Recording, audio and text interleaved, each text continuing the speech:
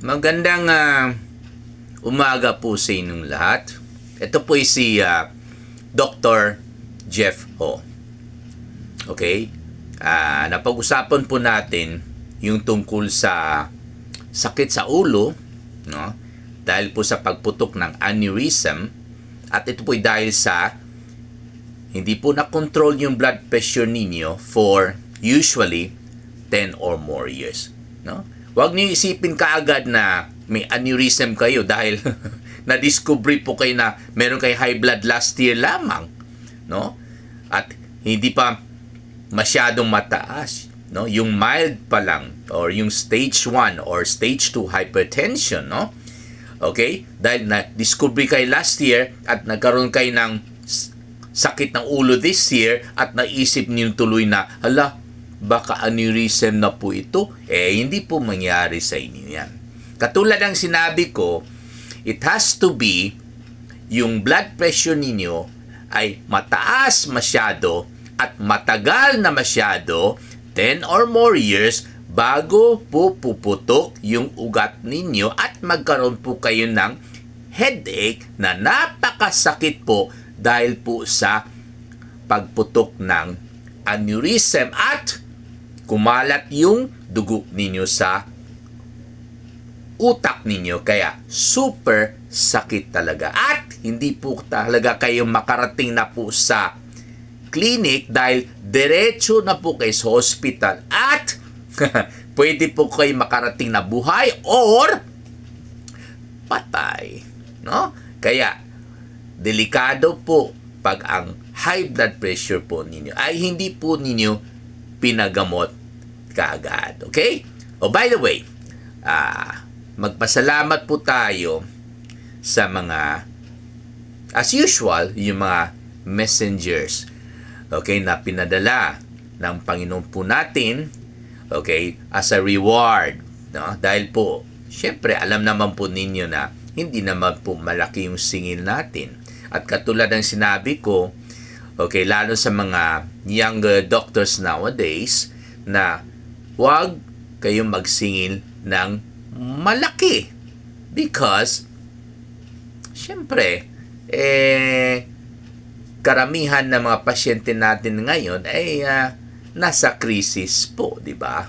At huwag kayong matakot na hindi kayo mabubuhay ng maayos or yung pamilya ninyo hindi po ninyo ma-provide ng maayos because God will always reward you, no? Okay? Katulad ng sinabi ko palagi, magpapasalamat na naman po tayo sa ating classmate sa UIC, Ma'am Pascualita Buensalida, no?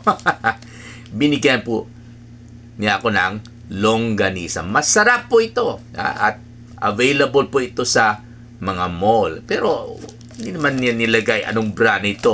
Ma'am Buensalida, pag nakikinig po kayo, pakitext niyo ako anong brand po ninyo. I'll help you promote, no?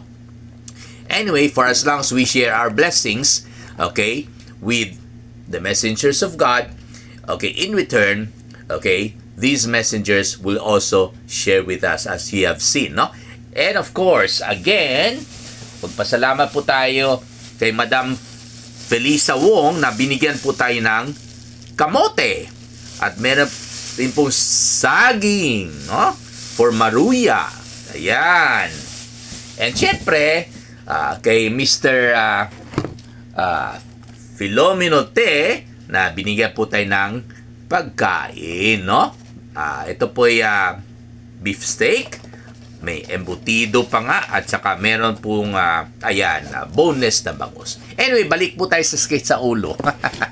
Okay, baga nagugutom or magugutom po kayo sa nakikita ninyo ng pagkain, no? I will always share with you for as long as nasa clinic po kayo, no? So anyway, pagdating sa sakit sa ulo, kadalasan po hindi masyado kasing sakit na naranasan ng isang tao na may pumutok na aneurysm. Okay? At yung sakit na yon ay tinatawag natin po ng migraine, no?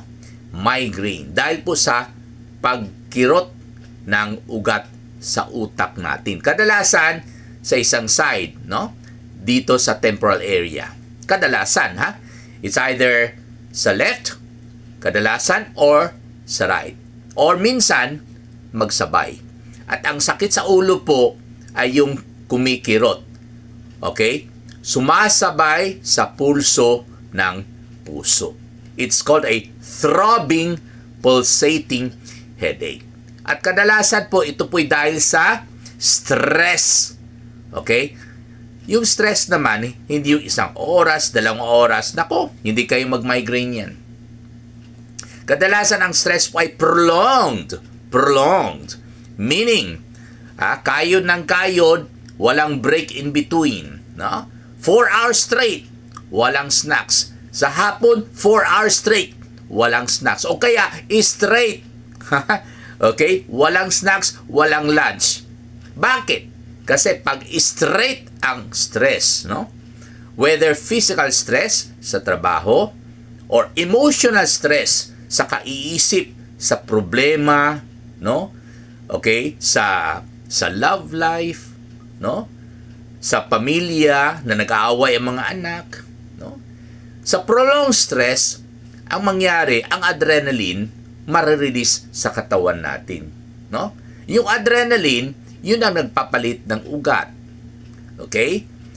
So, pag prolong ang stress, walang tsansa lumaki balik yung ugat. Kasi nga, ang effect ng adrenaline ay pinapalit po niya yung ugat. No? So, pag lumiit, okay, anong mangyari?